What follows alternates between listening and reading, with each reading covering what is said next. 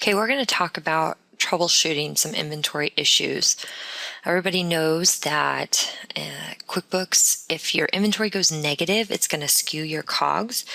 And since QuickBooks does not have hard posts, you can always go back and fix your inventory before it goes negative. And you want to do that, okay? You never want to see any negative numbers in QuickBooks.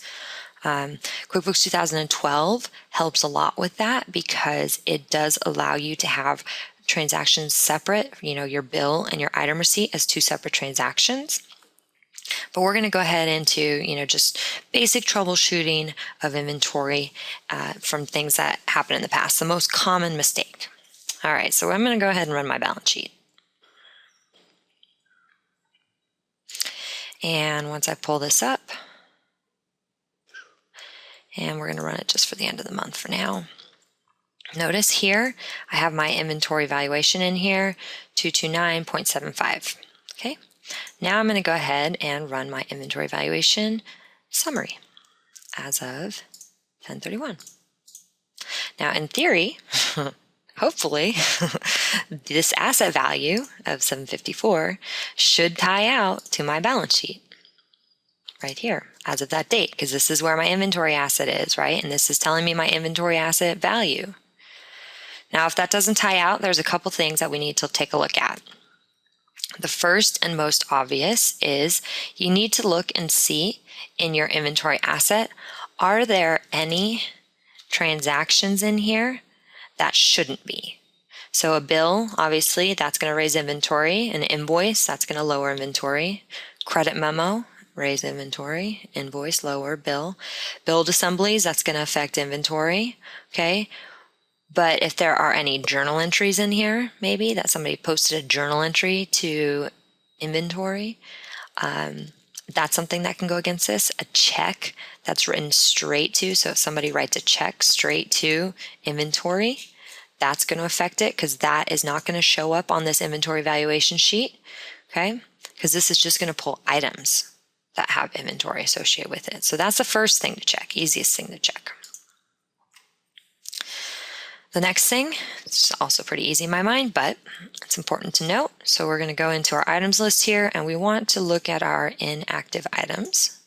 And we're going to go ahead and maybe just, sort by inactives, look at them. Okay, so notice here how I have an inactive item that has a total applied to it, or a total quantity on hand.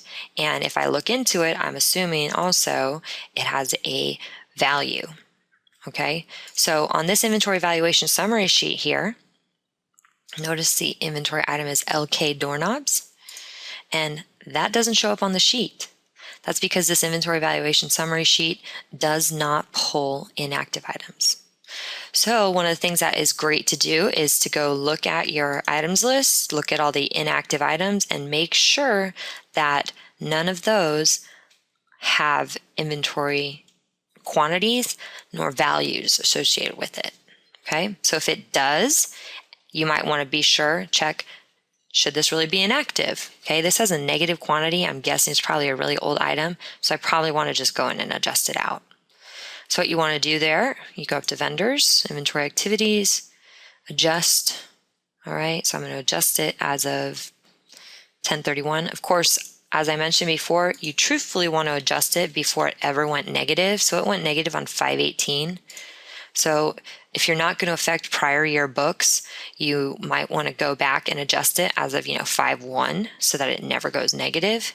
However, if it's gone negative for years in the past, you just want to pick a hard date when you're going to adjust it. Most people adjust it at that point against equity, but you might need to run it through the P&L. It's something you need to talk to your CPA about, or whoever's preparing your taxes, okay? So I'm going to go ahead and adjust the item here. Now notice if I type LK, it's not going to pull up because it is inactive. All right, so a couple things with that. First, you can just come in here, make it active, go adjust it, and then come back and make it inactive. But let's say you have hundreds of items, all right? So the first thing you're actually going to want to do is you're actually going to want to go in and export your list to IIF file, your item list, before you make anything active again. So I'm going to leave this as inactive. So I'm going to go in Utilities, Export, List to IAF Files, export my item list. Okay. Save it to my desktop as items. All right, I'm going to replace the existing one. Okay, it's been exported. Now I can go into that item list there. So let's go into Excel. All right, and first of all, I'm going to open and go to my all files on my desktop. Notice I have to go to all files because it's a .iaf file, it's not an Excel file. So let's find that here, items, open it up. So first thing first, I'm going to save it as something different now because I want to keep this items with those inactive items marked as inactive so that once I'm finished with cleaning it up, I can just re-import this sheet and it'll make all those inactive again. Okay, hopefully that makes sense. The reason for doing that again is you have a whole bunch of inactive items right now, and after we're done adjusting them, we want to be able to make them inactive again. So right now they're inactive according to this IAF file. And if I go in and make them active and fix them, I can then re-import this IAF file and it'll inactivate them for me. So I'll show you. Okay, so I'm just going to say save as, and again, save it to my desktop as items changed. .iif. Okay. So on this one, items changed, I'm going to go in and take a look at, first of all, I'm going to delete these top rows here because I don't need them. It starts with the inventory item area that I need there. And I'm going to scroll on over to where it talks about if it's hidden. And I'm going to make all of them hidden, no. So is it hidden? No, N, all right? The Y, that's hidden. If I go over and look at the side here, there's the mileage. And if I find, let's find the other Y over here. Here's another Y and another Y. So let's go take a look at which item this is. Job materials. Okay. We would find eventually the one that we had just made inactive. Let's find it. Okay.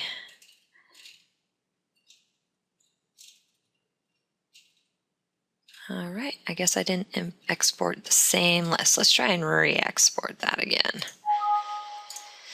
Okay, so we go in here, utilities, export list IAF files.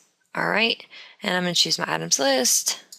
Okay, and we're going to put it to items save, replace it. Yes, that's probably what I did incorrectly there. So let's try this one again.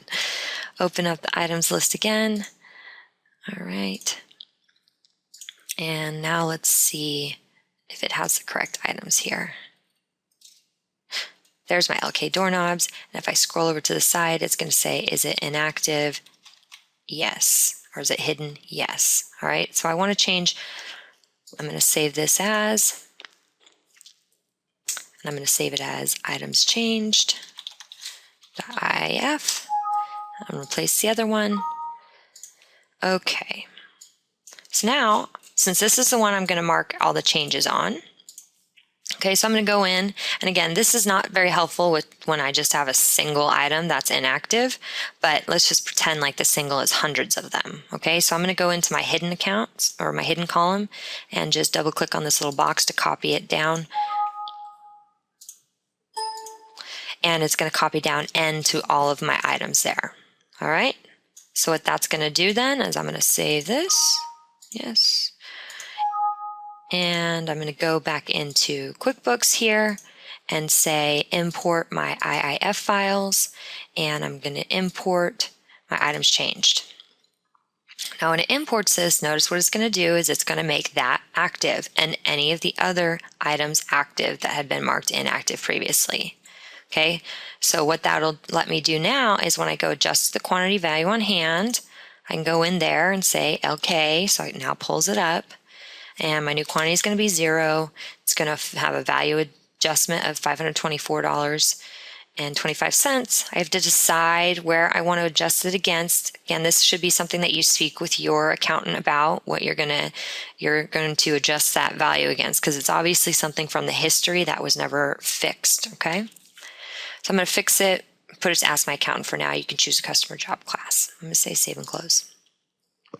All right, so you adjusted all of your inventory items so that they were now not having a quantity or a value. Now if I go look at my inventory valuation sheet, I've got 754 on there. I look at my balance sheet, 754. It now ties out. I don't have any negative or inactive inventories with a value or a quantity in them. All right, now to mass make them inactive, I'm going to go back to that original IAF file I exported and import it. So I'm going to import this items IAF, and all that's going to do now is going to take all of my original items that were hidden with Y. Yes, they were hidden, and it's going to make them hidden again. Okay, so notice now you don't see that LK on here, and if I show my inactive items, it shows up here as inactive. Just a quick little way to fix your inventory asset being off from your inventory valuation sheet.